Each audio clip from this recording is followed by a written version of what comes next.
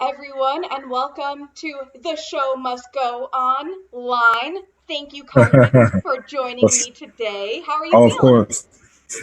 Taking it day by day. It's been this time has been quite challenging, I imagine, for everyone, not only around the country but around the world. So I'm just trying to take it day by day, count my blessings. But it's been hard. I ain't gonna front. I ain't gonna lie. It's been a child. I ain't got no haircut. I'm looking crazy. I'm just trying to take it day by day. That's clearly super like superficial, but Yeah. people out there are like sick and losing their lives. So yeah, it's been a bit of a heavy hearted time, but one that I'm trying to be encouraged about as I like look towards the future, but also not look towards the future too much and just be grateful for what I have in the moment.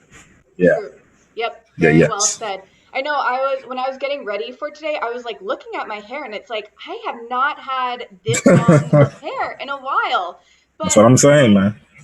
you know, at the same time, like I don't know, I kind of like it. Like I like that this is like forcing us to like see what life is like if you don't get to do everything the way that you wanted to do it. Yeah, absolutely. I mean, I think one of the benefits of it's so hard to say benefits because it's such a hard time for so Yeah. many people, man. I Yeah. mean, I've had friends who've had family members pass. I know people who have been. I know a lot of people who've tested positive for COVID. Some who healed pretty quickly, some who didn't. It's a super trying time, but where the small blessing is it challenges us to investigate what we believe is important. I think in life, how we uh, what we devote our time to. For me, it's important about what we think our identity is and truly what it is, and what we create, what we make an idol of our life, like what we put on too much of a high pedestal, and where we sort of need to recalibrate what needs to come first. So, I hope this is a time where, because work slows down, it helps people prioritize their family and quality time a little bit more, where, we are financially burdened. I pray that it allows us to not, put too much identity in the dollar and titles, but into our character. Yep. So yeah, again, it's so challenging. Small blessings, but blessings always come with assignments and challenges. So yeah, it's tough. It's a complicated time, super complicated time. And my heart and my prayers and my thoughts and everything are with people who are like affected Yeah. by this. But yeah, that's it. I feel like that's a great transition to talk about blessings and challenges because Yeah, you've announced an exciting something to the yeah, man. I'm family. finna have a baby, y'all. Yeah, man. I mean, it's crazy. Yeah, we found out around January. I kind of knew because I'm real connected with God and Yeah. whatnot. So I kind of knew in my heart. I was like, "Girl, you pregnant?" She was like, "No, I'm not." But the funniest thing that happened is I was on a random FaceTime call with my mom, and my mama said, "Oh, let me say hi to Leslie." Leslie's my wife's name, and she looks at her and she goes, "Oh, you're pregnant?" Randomly, just randomly. And then I was like, "Go find out. Let's go find out." And then that was the day we found out. Wow. So yeah, man, it's a blessing. We both definitely felt called to be parents. We got married really young, Hmm. so we took our time just so we could pour into the marriage a little bit before we brought life into the world. But yeah, we have a baby on the way. She's almost 5 months, and it's extremely anxiety inducing, nerve wracking. But I definitely feel so blessed to be able to honor that call on my life, to be a father, and so is she to be a mother. And we were really excited. We're having a boy, and I'm very, overwhelmed, very overwhelmed. So much to think about, so much to pray about. But we're praying every day, man. Just praying for the labor and for the child, praying for a healthy baby, especially in this time. So yeah, that is literally the definition of like blessing and challenge. Yes. Trying to find ways to go to the grocery store and not infect my wife with anything coming Right. back. Trying to be safe, trying to be, yeah, it's crazy. So would you say that like specifically in this time going through all that it's just like different than a normal pregnancy or Oh yeah, absolutely. I mean, I have a couple of friends who are also pregnant around this time, and it's challenging, man. They're trying to limit population and hospitals. So like most men can't even attend their wife's first or second sonogram. And that's been really like, yeah. heartbreaking. I've had a couple of friends, mourn that because that's such a special moment. But yeah, it is completely unique.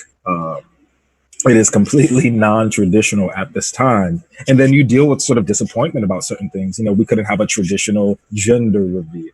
So Right. we did it via Zoom with family, friends, online, Facebook, Right. Instagram. And it looks like we won't, it doesn't look like this thing is dying down, but it looks like we won't have a traditional, baby shower. And, it's a little disappointing. Yeah. It's a little disappointing. So, we have to find unique ways around that. Yeah. And then we got to see what the birth looks like. Thankfully, our child is due late September, hopefully early October, which is Yeah. my birthday is October 3rd. So I may Yeah. I may get a little gift. But yeah, it just makes us have to, there's a saying in boxes that says, roll with the punches. And pretty much when a punch gets thrown at you, you go in the direction that the punch is going as well to sort of ease the blow. And Mm. that's sort of how I look at life. Yeah. That I can't get mad or be upset with the opposition that comes into the ring with me, but I have to deal with what's in front of me by case basis. And it's hard because that leads to a lot of disappointment because you can't dream and think about the future. But it's a blessing because then you get to be present and you get to truly experience life in the human condition in ways that a lot of people wouldn't. Yeah. So yeah.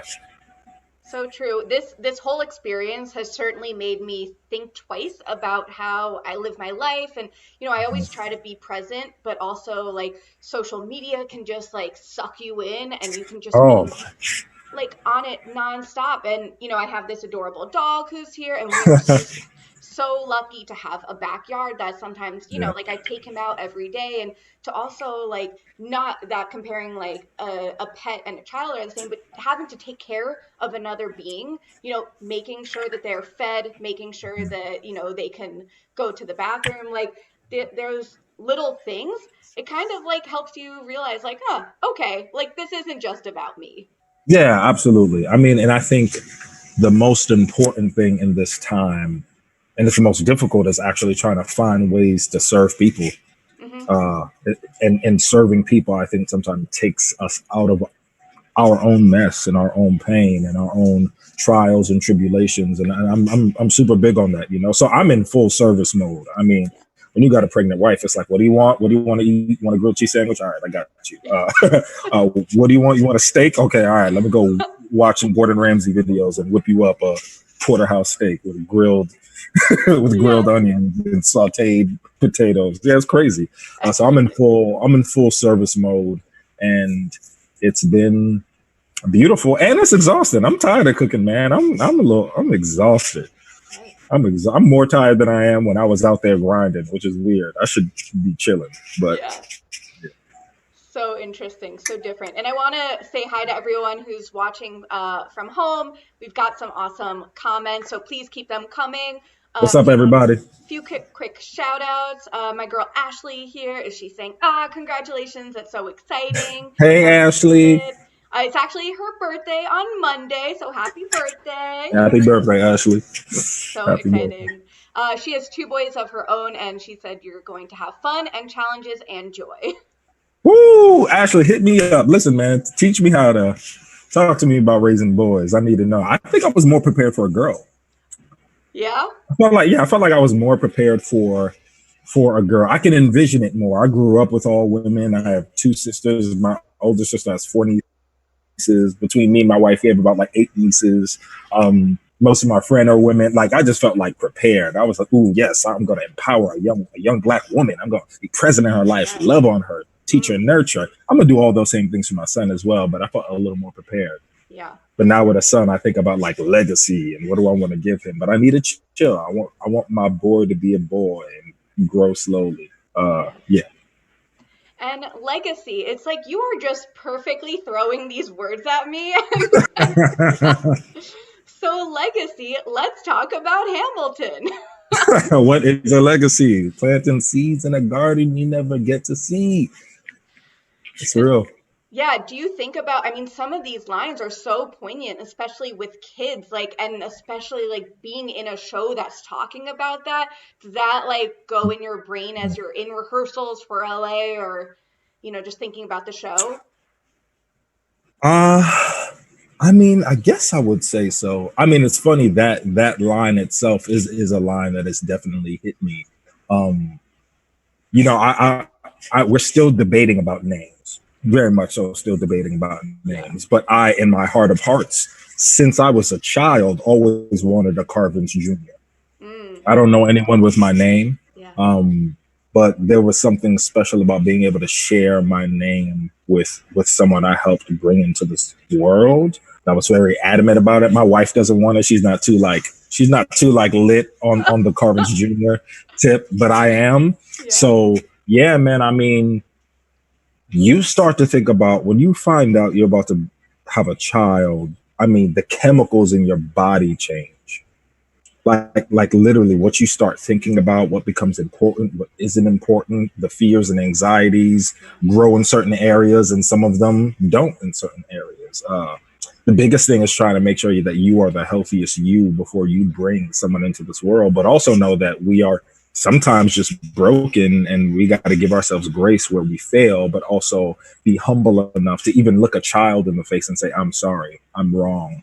Which I don't think the generation above us would ever do or have never done. I mean, I'm Haitian. I come from very strict Haitian immigrant parents, who came to this country with nothing and, grew to build something. So, yeah, when I think about, yeah, planting seeds in a garden you never get to see, what's so powerful about that is not being able to see the work and the labor that you're doing, but it becomes fruit that it bears fruit that you probably would never taste or see is super powerful to me. It's the utmost service that you could ever have. I mean, my wife is doing things now and my son will never know that she's doing just for his own health and well-being, eating the right things, staying healthy as possible, managing her, anxiety, working out. She's putting in a lot of labor that he will never know. He'll be 18 years old and be like, "Mom, you had to do what?" So yeah, it's a. I think there's a lot of intersection when I think about where I am in my life and just certain themes in the show. And yeah, it's crazy. Yeah. So what was it like, that whole process of you were in Hamilton on Broadway, that's where I saw you, and then Yeah. and we will Well, definitely my talk. What? Oh no, I was just gonna say my Hamilton journey was crazy because I started out as a standby in July of 2017. I covered the roles of Washington Burr and Lafayette Jefferson. I was there until March of 2018, so I was there for about 8 months, and then transitioned and went out on the Angelica tour. And I was with the Angelica tour as George Washington. We were in Denver, St. Louis, Houston, Atlanta, DC. Did that for 6 months until I think the fall of 2018, September, came back to New York, took over the role of George Washington in New York. And I did that from October 2018 to June 2019. So I did that for 8 months and then left the show. Uh, I left the show because I was pretty much tired. I went straight into Hamilton out of grad school at NYU, just one of the most rigorous programs in the country, but also one of the hardest things I ever did in my life. Yeah. So I was just really tired. I was riddled with injury, had back injuries, knee injuries. I needed a mental health break. Left the show for about another sort of 6 months, and then went into talks about what it would look like to do Hamilton and Los Angeles. I thought moving to the West Coast could do a lot of great things for my mental health and quality of life. So me and my wife decided to do that.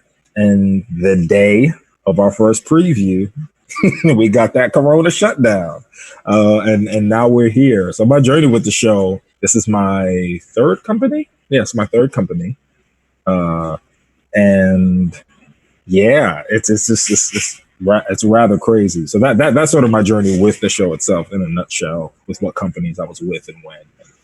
So how did they tell you, or how did you find out about, the postponement? I mean, we were kept up to date from our company managers during our tech rehearsals. Again, there was no sort of like official mandate that sort of came out while we were in tech. So, we were still sort of flowing with the punches, like I was saying before, rolling with the punches. But, they were being very up to date and, keeping an eye on the news and everything that the governor was saying. So, they would pull us aside and say, hey, we don't know what this means, but we're gonna keep going as planned until we hear something. So make sure you guys stay safe. Make sure you guys, hand sanitizer, just clean. They brought in extra sort of protocol to get the theater cleaned and everything. So we were just sort of rolling with the punches, ready to do the thing. And then we sort of sat and had a company meeting the day of our first preview. And yeah, we sort of found out that there was a ban on all social gatherings for over 250 people or more. And that absolutely is the theater because it seats, I don't know how much the Hollywood Pantages seats, but it seats a lot. Yeah. So yeah, that's sort of how we found out. We all were, disappointed and sad, but honestly, we all were really encouraged. We sort of were like, yo, like, that's all right, man. We'll be back. We're going to figure it out. All right. We all were a little tired. I'll speak for myself. I was a little tired because I'd been out of the show for 8 months.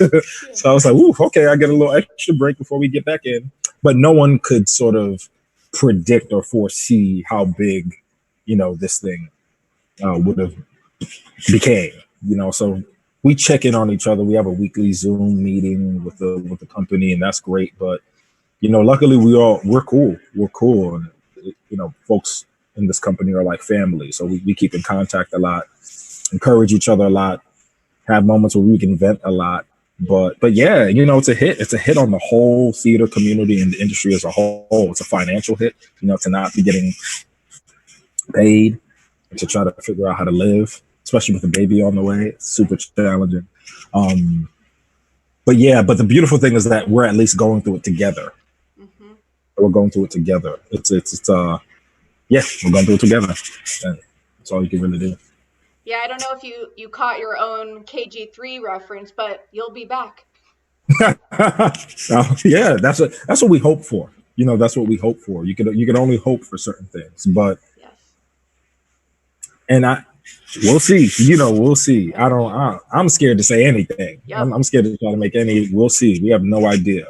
Yep. But at the end of the day, it's just a show, man, and right. People's health are important. Totally. People's health are important, and we'll see this through. We'll look back in 10 years and be like, man, that was a crazy season that time. Yeah. And then we'll be surprised how much the theater and the arts and the industry and television and film are thriving, and say, wow, I can't believe we got through that. So I think there's a testimony in the test, mm-hmm. and we just got to be encouraged. We got to be encouraged with that. Definitely. What do you think the first performance back with an audience will be like? Ooh, lit. I mean, that's what we're really dreaming about.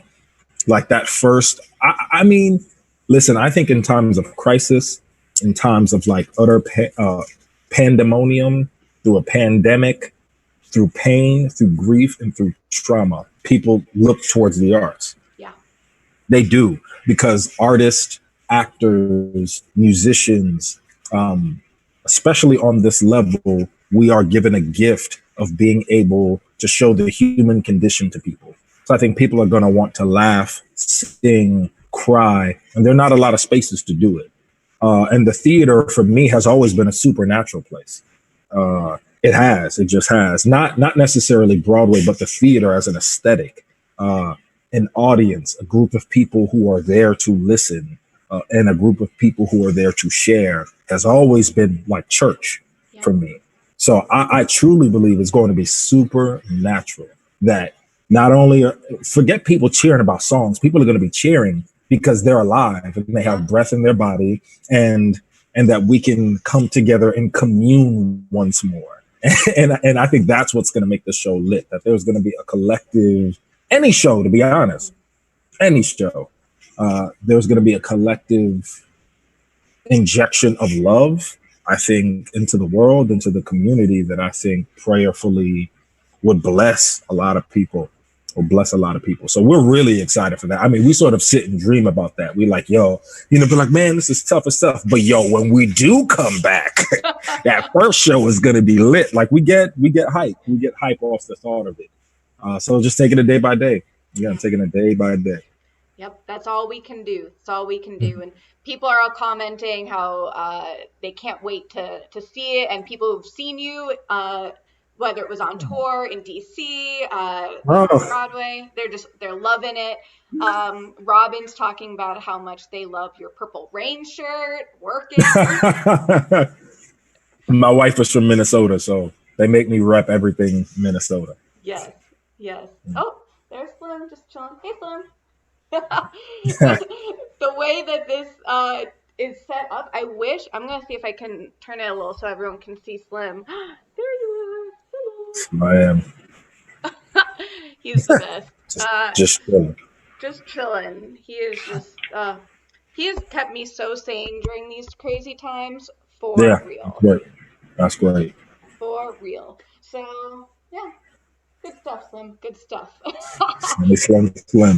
Yes. So right before we went on, I was watching the video of from the EduHam that we did the interview, and I was watching target practice from Green Room 42. Yeah. Let's first start with target practice, and then we will rewind over to the first time. I see what you did there. So yeah, I mean, you want me to talk about target practice a little bit? Yeah, go in. Well, yeah. So in the fall of 2016, I was in my third year of grad school at NYU, and the NYU graduate acting program does this festival in December called Free Play, where the third years fully produce and put on their own theater festival. So all of us, we get together, we write, we create. It's a series of readings, a series of like plays that people want to mount, some works in progress. And I was creating something for that, but didn't know what I wanted to write about. It was pressed on my heart for a while to sort of investigate race in this country. But for my own personal reasons, I felt like I didn't want to rehash or reopen any type of trauma for myself. But backstage, we are doing a production of Buried Child, and I am playing Father Dewis, aka I'm not on stage that much. So I had a lot of free time backstage. While I was backstage, I was on Facebook, just chatting with a couple of friends, and the video goes live and goes viral of Philando Castile, who was the man who was gunned down and murdered by a cop in the car with his girlfriend's daughter in Minnesota. My wife is from Minnesota, so then there was also some type of synergy, and it hit home for me in that area. I was utterly... That one, for some reason, I mean, you talk about Freddie Gray and Trayvon Martin. There was just a slew of so many videos that were going viral of these young Black men being gunned down. But for some reason, this one really hit me. I don't know why, but I imagine why is because I watched this man take a lawful order, effectively communicate that he had a firearm in a car that was licensed, follow the rules, wasn't rude, wasn't disrespectful, and neither were those other men. But I watched them follow all the rules and still get them gunned down. And it dawned on me that it really doesn't matter.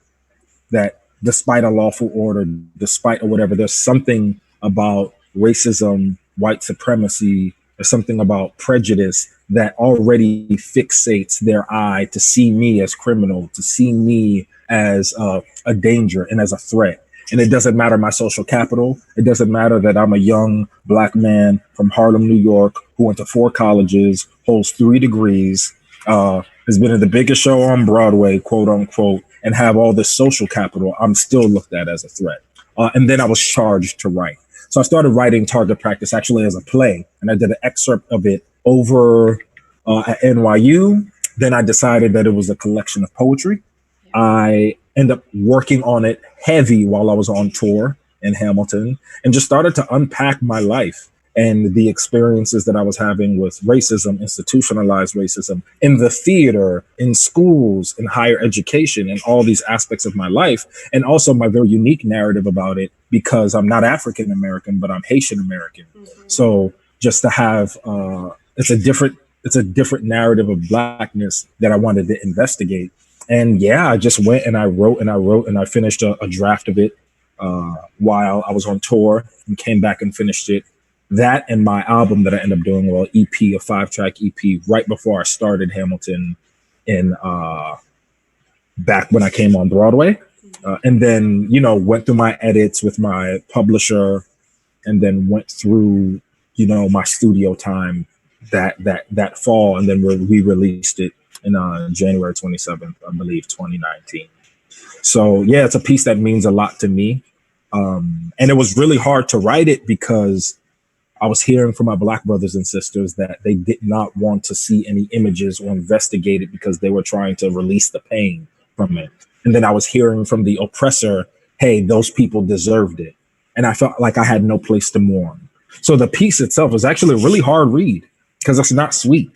It just isn't. But it was my attempt to actually speak out the trauma, not to relive it, but to speak through it. And yeah, so, you know, I still have the book out. I still have the book out for sale, and I still perform the piece a lot, and the pieces from the book. And it means a lot to me. And I mean, I even spoke about my experiences, you know, with racism while doing Hamilton, things I experienced at the stage door, things that I, you know, experienced just sometimes walking out to the stage and not being able to see people who look like me in the crowd. That's why I love Edgeham so much, because I get to see people who, you know, who share my blood, and it's super important. But yeah, so that's like Target Practice in a nutshell. It's a pivotal piece for me. It's super important, and I hope to do different things with it, you know. Yeah. Yeah, it was so informative for me to see it. I remember, I can't remember why I couldn't be there. I remember I had to work something that night, the day it was at Green Room 42, because I had some of my friends going, and I was so sad. I did the release. I did the release at Joe's Pub, and then I did another concert for my birthday at Green Room 42, where I did a lot of the pieces from Target Practice. Yeah. And I'm grateful that a lot of it was filmed, because some of the stories you're telling, and I remember you spoke about what I think it was a white critic who was like talking down on Hamilton, just like as a show, which is, I mean, absurd, because Hamilton's amazing for so many reasons, but the representation and the inclusivity. And I remember you were talking about like how allies should listen and pay attention. Like, that's always something I always want people to talk to me about if I'm saying something wrong, if there's something I could be doing better, because being inclusive, having diversity, that's like my topmost importance for me. You know, Jewish American, I definitely am like white passing, right? You see me on the street, you might not know the Jewish heritage, but I certainly feel a lot of my cultural history. And so I want to make sure that however I can be there for other people, so that things don't happen, like history doesn't repeat itself. So to people who are watching, who think like, I want to be the best ally I could be, what kind of words would you share? I mean, there's so many. But in order for us, I think there are two things. In order for us to investigate any type of violence, people being marginalized, in order for us to truly investigate it, the first thing, man, is I think people need to investigate the origins of hate and how it penetrates people's hearts. And that a lot of times, despite policy change and despite different people being in office, or despite uh, people who have once been marginalized maybe getting a couple of more laws bent in their favor will never change someone's hatred in their heart. So I think we need to first investigate that. We need to look at ourselves and be willing to identify where we have perpetuated any type of patriarchy, male privilege, racism, white supremacy. We need to investigate that in ourselves. And I think the biggest thing is that we need to go in our spaces. I think my white brothers and sisters need to go in their spaces and call out problematic ideologies and behavior with their family members, with their friends, and nip it in the bud there. Because if we can do that, then we can stop certain things from growing. A perfect example, man, is I was in a barbershop once, actually, while I was on tour in DC. And this man came in the barbershop, this white man, and he was saying some of the most vile, nasty things that I think I have ever heard anyone say about women. And I sat there and I listened to this man speak, and something in me was like, I gotta like talk to this guy and shut this guy up. But he was so ignorant to the point that I felt like even if I said something, it wouldn't have seeped in. So I didn't say anything. But then I left, and I regretted it so much. I regretted it so much because maybe me speaking up in the form where all men are is the change that gets that one person to not call that woman out of her name, or to not perpetuate a particular act of violence or patriarchy or male privilege. And I realized that I messed up. So I had to start looking at myself. A lot of times when I deal with people, when we have issues of race and we have issues, when we talk about issues of being marginalized, a lot of it is like, oh, well, I'm not racist. Yeah. You know what I mean? And that's cool. But look at yourself. And if someone is pointing out an ideology that you have or something that's problematic, just be willing to take it. I think humility is so important, to be willing to hear about yourself. Everyone loves to be blessed, and we love a compliment, but we hate a rebuke. Yeah. They come together. Yep. They come together. So as much as I love people saying, hey, Carvens, I think you're doing some good things, I need people in my life to say, hey, Carv, you need this to change. Yeah. So, yeah, we need to investigate the hatred in our hearts, and we need to get into our own spaces and not only be allies when it's beneficial, but be allies when it actually costs you something. Right. Yep. Yeah, because that's an ally. Yeah, very true. Even just seeing what's on the news right now, and it is driving me so crazy. I can't even watch the news. I'll be frustrated because it is so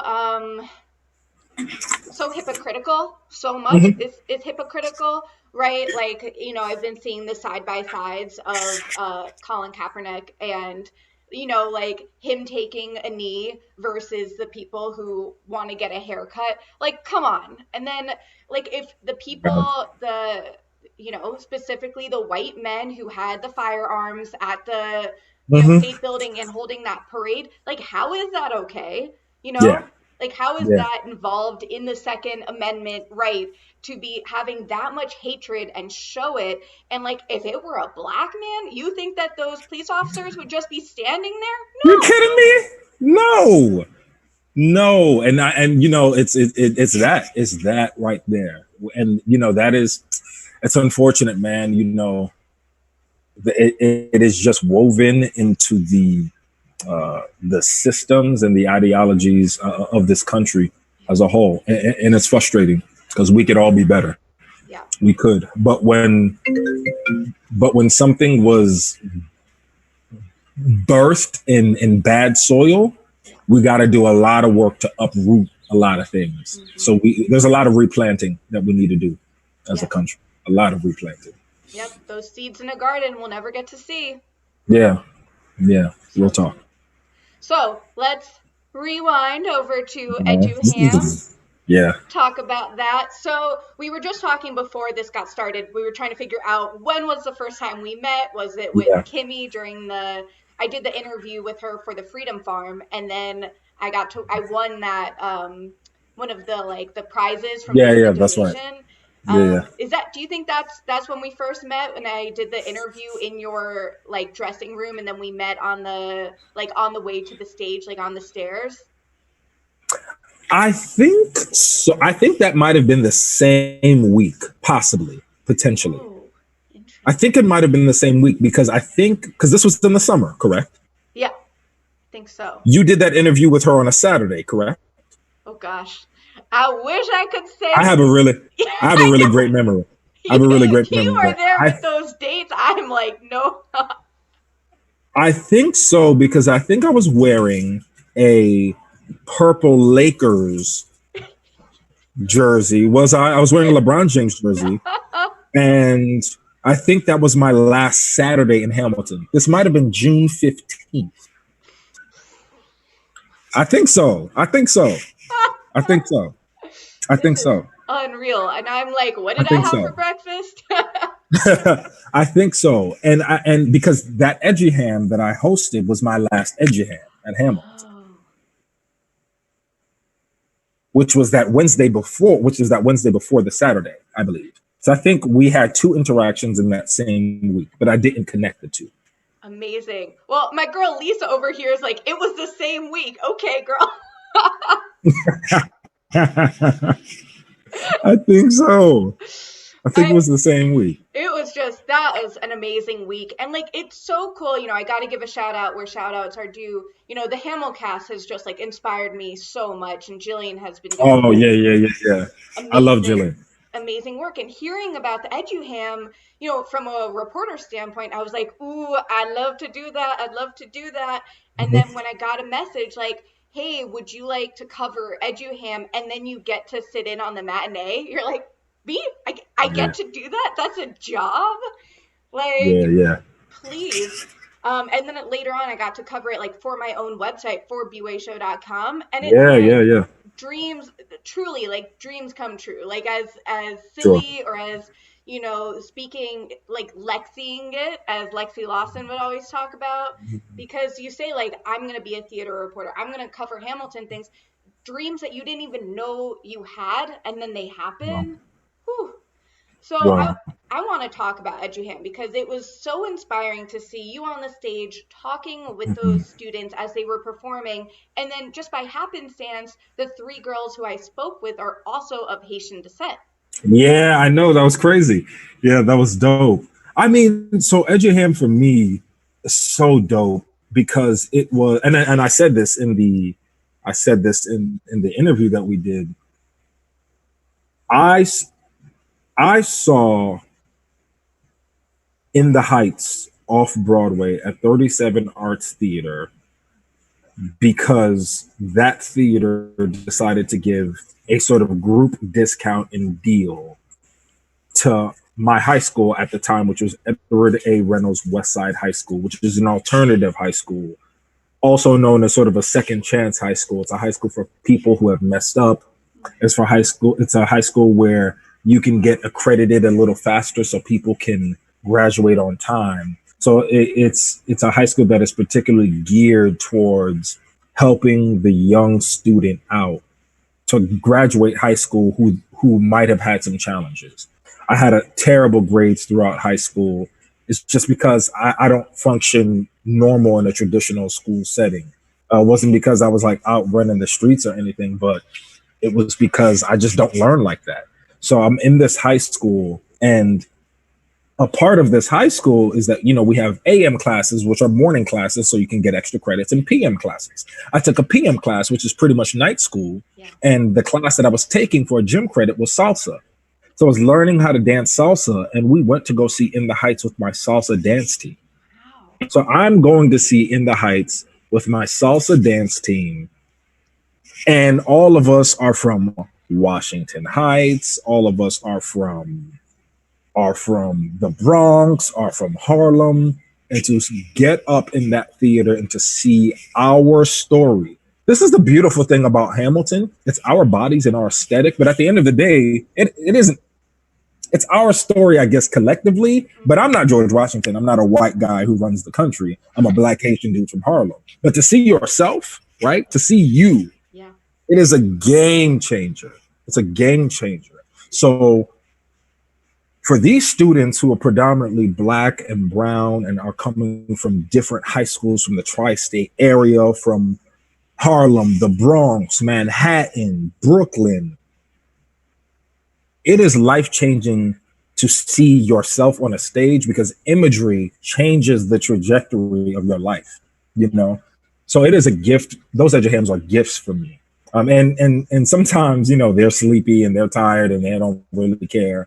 But nah, man, it is a game changer to be able to, not only for them to see themselves, but for us to see ourselves in them. Because I was that student. Yeah. Both of my high schools went to EduHam, the High School for Health Professions and Human Services. That was a school I went to for 3 years. They came. I saw my teacher there. And then Edward A. Reynolds Westside High School. Both of those schools went to the EduHam. Wow. It's life changing. You know, it's beautiful. So yeah. Those EduHams for me are super touching, super moving. And that one that you saw was my last EduHam that I did. So I was very overwhelmed. Overwhelmed. Yeah, I could only imagine. How many of those do you think you did overall? Not like too many, because it's also really difficult to wake up at that early in the morning then do 2 shows. I mean, it is something else. Yes. But I might have. I think I've hosted maybe like two or 3. Yeah. And I think I maybe attended maybe like 4 or 5. Oh, nice. Yeah. Yeah, and I love how, you know, the host is there for a lot longer, but then the students also get this Q&A with the cast members, and just getting to talk to someone. You know. I'm so sorry. That is okay. I'm sorry, y'all. This is my wife's computer. People are blowing her up. I have no friends in the world. No one is calling me, but they're calling her. Oh, that is so funny. I hope she gets to call them back after. Yeah, me too. I hope she's all right. True.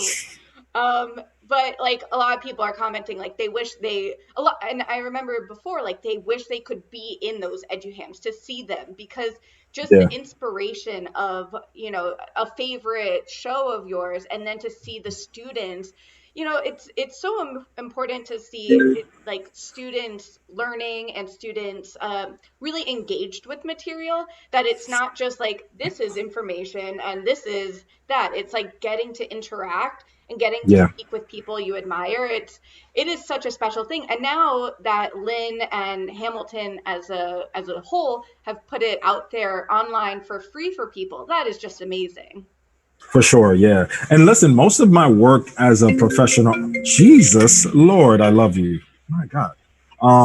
Most of my work as a professional artist has been being a teaching artist for young kids. You know, I worked, I grew up and worked as a mentor in a nonprofit organization called Urban Word NYC, which is one of the leading youth literary arts programs, I think, arguably in the country. Yeah. And, you know, I worked teaching creative writing, poetry performance, and theater in these programs. You know, I had residencies at different colleges while on tour, touring as a poet, you know, from Haverford College to Columbia University to, you know, I would go into these schools and I would do these packages where I would do a workshop, I would do a performance intensive, and then do a show. So it's been, so I've hosted a lot of poetry slams and a lot of events for high school students. So that's my jam. Like that's where I love. That's where I love. That's where I live. That's where I survive. That's where I breathe. And that's what gave me breath. That's what gave me breath as a young artist. Yeah, man, I've been a professional artist since I was 16 years old. Like no odd jobs, no on the side jobs. No, I devoted 15, 14 years of my life to this. So I'm about to be an essential worker now because ain't no jobs out here, but we'll see. We'll see how it goes. Yeah. Shouts out to the essential workers. We love you. True. Yeah. They are holding us down. So good. This man delivered my groceries yesterday. I almost gave him a hug and I forgot we couldn't do that. Right. I was like, thanks, bro. I was like, thanks, bro. He was like, thank you, man. Thank you, but please stay 6 feet away from me. Yeah, thank you, but don't touch me. Don't touch me, bro. Exactly. I just wanted to talk about In the Heights, because you were mentioning how you saw that and it was so informative. Man, And it's just like, there's so many songs that are so relatable for like now and for life. Like I remember the first time, I was an on-air reporter and anchor for CBS 7 News in West Texas. Oh, I Fancy, see. I see you. and the first day I was going to like do the noon show live, like by myself, it was like I can't remember exactly, but the other anchor was like supposed to come, but I think they overslept or they forgot or something. And I had just done like the morning show, and they were like, "Hey, show, like, can you do it?" And it's like, well, I've never done it before, but sure, why not? And like the 10 minutes like beforehand, as I'm getting ready, I listened to Mandy Gonzalez sing "Breathe," and it truly like Oh, helped me in oh, that moment, because she is just like goddess in so many ways, especially right now. Mandy. Let me tell you something. Mandy is one of the not only biggest inspirations that I had just as a young theater artist and theater practitioner and artist coming up, but to work with that woman and to see not only how hard she works and how hard she devotes herself to the job, but how hard she devotes herself to her family. Yeah. I mean, the fact that this woman, she'll go film a TV show, put on a concert, and then come back and give us all of the vocals that she can, Yeah. that she had. I mean, she's just a beast, and it's been an honor to behold that woman's power, especially she announced that she had cancer, and for her to be going through chemo and still showing up for the show, she is great. I mean, Mandy was the one who would look me in the eye backstage and say, "You should have a kid. You'll be a great father." Like she would like every day I would be like, hey, because I'm like talking to people. I don't do anything in my life without seeking counsel. So I'm like, Mandy, like, so what is it being a parent and doing this? Like, hook me up with the 411. And she's like, this is a great time, Carvin. She said, you'll do great and everything will be fine. She would always speak into my life. And for me to watch her as a teenage, artist, and then to be able to perform with her was such a blessing from God to see his work come full circle. She's great. Shout out to Mandy. Shout out to Mandy. Mandy's just the best. Yeah, we fortunately got to see her recently, relatively recently, before the shutdown happened, and I think Mhm. it was like a week or two after the announcement. And to tell you, there was some glow about her. Like, I am Glow. here. Oh, She was stronger than ever. I mean, truly, like I could just go on for hours about how much I love Mandy Gonzalez. yeah, yeah. Such a gift. Such a gift. So with the In the Heights movie coming out, I know we messaged a little bit about like just it's hard to think that it's going to be another year, but I totally agree with the decision that it should have this Yeah. huge opening, right? Yeah, yeah. It needs to. It needs to. It needs to. But man, I was salty. I was so hyped. I said, "Oh, they need to give it to me on Netflix or something." Yeah. But when I say I was hyped, when I saw that trailer, I nearly died. Yeah. I watched the trailer and I sat in bed for like an hour. And my wife came and she was like, "Are you all right?" And I was just like, "You have no idea what this means to me." I'm like, I am where I am because of that show. Yeah.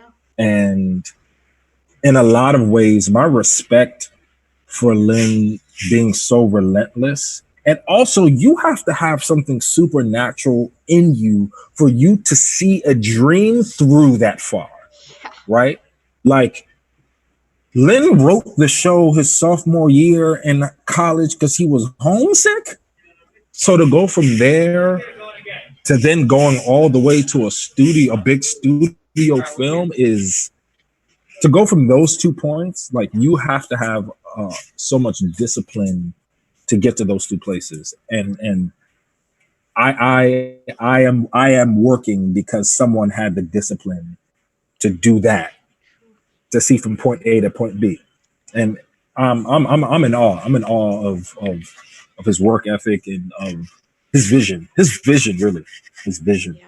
So But yeah, true. Probably one of the coolest moments of my entire life was my friend Gigi and I went to see, just like on the streets in Washington Heights as they were filming, because people could watch from the sidewalk and just across the street. And we saw Lynn watching Anthony perform the opening number, and like, pride is not the word I'm looking for. Like, to see that journey, I lost it. And then to meet Lynn, I mean, I know you like are in his show, but as like this huge fan, I was like, be cool, be cool. Like, he's just, and Yeah, no. Lynn he's is, great. and he's so humble. He's so humble. He's so chill. I mean, I work in the guy's show, and still every time I see him, I'm sort of like, I'm like hype on the inside. I try to keep it cool on the outside, you know what I mean? Because Yeah. I can't sweat too much. But no, man, and I think he knows it too. I see him and I chop it up. I actually, when Target Practice was coming out, I sent it to Lynn, and he was going to write a blurb for it. He ended up not being able to just because the timing didn't work out, and I sent it to him while he was on vacation. But he still got a chance to read the book, and it was great. But I respect all of those cats so much. I mean, Chris is like a mentor to me. I've never gotten a chance to meet Leslie Odom Jr., but we'll speak here or there, like on Instagram, and he's such an inspiration. I mean, all these artists, Anthony Ramos, especially because he's from New York. We New York bred. He's from Brooklyn. I'm from Harlem, but every time I look at Anthony, I'm looking and I'm like, man, I see you, bro. I see you. Yeah. But yeah, I mustered up the courage because I should have asked earlier, but everyone in Hamilton was working on In the Heights, the movie in some way, shape, or form.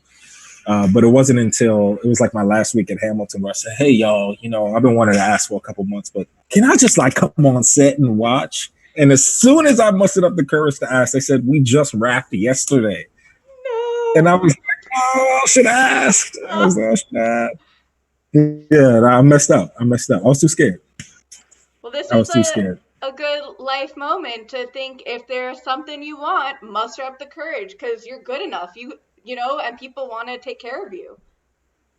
Yeah, for sure. I threw away my whole shot. That shot was thrown. I'm messed up on that. That was me.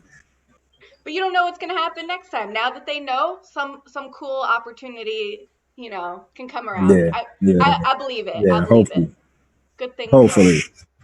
are here and coming. Yeah, So I yeah. always Word. like Keep that in prayer for me. I always like to ask people if there are any nonprofits. We already spoke a little bit about that, but I like to use this opportunity to, if there's something else that you want to shout out, whether it's personal, nonprofits or organizations. Now is just like a free time to speak about that. Well, listen, man. Support your artist. Support your artist and your essential workers. It's a tough time for everyone right now. So if there are any organizations, I know the Broadway League, they always have things that you can always go in and support. But I would say if you're connected to any artist out via social media, and if they put anything out there saying that they need help, just help. I would say that. But I gave a shout out a little bit earlier to Urban Word NYC. It's an organization again that I think does amazing work. If you can maybe go on their website, I think it's www.urbanwordnyc.org. I'm sure they'll have some type of portal where you can maybe give. Yeah, I think that I would say is it for now. But if you see artists, I know a lot of you guys follow these artists, man, reach out and say, hey, do you need anything? Be it financially, be it any form of support. I think that'll help the community out a lot. So not only just to give to a large organization so that they can disperse it, right, but you reach out to these artists like directly. Yep.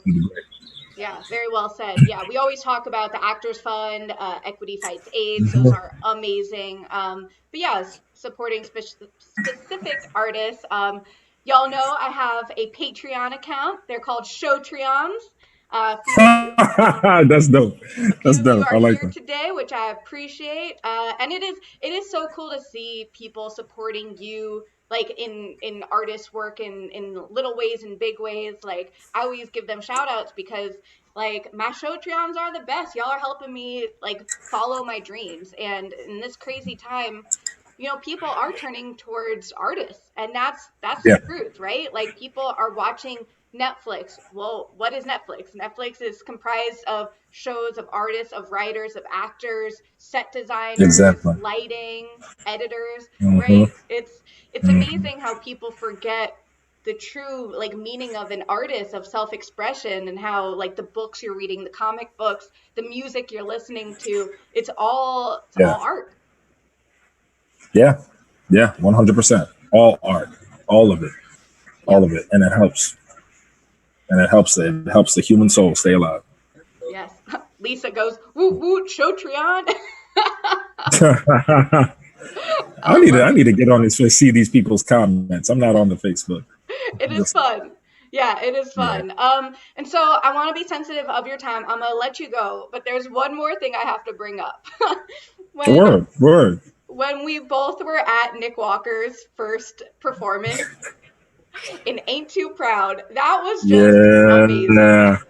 Nick Walker, yo, shout out to Nick Walker, man. Nick Walker is also he's someone who prides himself on being this like evil dude online, but he's not. Nick Walker is the most kind, gentle, beautiful soul. I mean, Nick Walker was one of the people who kind of like just spoke into my life when I joined the show. Oh, You know, he just spoke into my life when I joined the show. He got me a big old bag of cookies when I debuted in Hamilton because oh, he was on as George Washington before I was because we both were covering Washington. yeah. Um, he's he's he's he's a great guy. And he killed it. I loved him in Ain't Too Proud. He was awesome. I love that show. Shout out to Dominic Maruso. Oh, Hmm. shout out to everyone. That Yeah. whole original Broadway company, everyone who took over, they're great. It's one of my favorite shows. Yeah. Yeah, so good. And I love seeing the Hamilton and Ain't Too Proud stage door combine. Oh yeah. Oh yeah. It was great. It was great. We love it. We love that show. I would love to be in that show, but the way my kneecaps are set up, you ain't catching me doing no splits, Oh, those dance doing no moves. throwing no mics in the air and doing no splits. These guys are something else, man. True. True. Yeah, yeah. So, tell everyone where they can find you on social media and anything to just look out for. Well, yeah. So you can find me on social media. Literally, I have the same thing for everything. Carvens Lissaint. You can spell my name CarvensLissant. That is my Instagram. That is my Twitter. That is my Facebook. You can holler at me, find me. My website is www.carvenslissaint.com. You'll see more information about target practice there. I have a short documentary about the week, coming up into the opening, and you can purchase the book if you want to on small press distributions, SPD. You could just write target practice and it'll come in. You can stream the music. It's on Apple Music. It's on Spotify, everything, target practice EP. And yeah, that's it. Be on the lookout for some work that I hope to create in the near future. And yeah, that's it. That's it. That's wonderful. And y'all can always find me at bwaySHO, bwaySHO, on all Yeah. the things as well. And subscribe to my YouTube channel so that you can get all the notifications for these live interviews. I have Jason Sweet Tooth Williams coming on Tuesday. He was in Be More Chill. And, one of the writers of Broadway Bounty Hunter, which was Whoa. amazing. So much fun. So thank y'all for tuning in. And Carvens, as always, thank you so much. You Thank are you. amazing to chat Thank with you. and a really great person to just, to know in this world. Oh, thank you. You're about to make me drop my smile on the floor. Thank you so much. You are so welcome. Well, when the show All goes on, right. we'll see you there. Bye, y'all. Boom. Sending y'all love, everybody. We have ended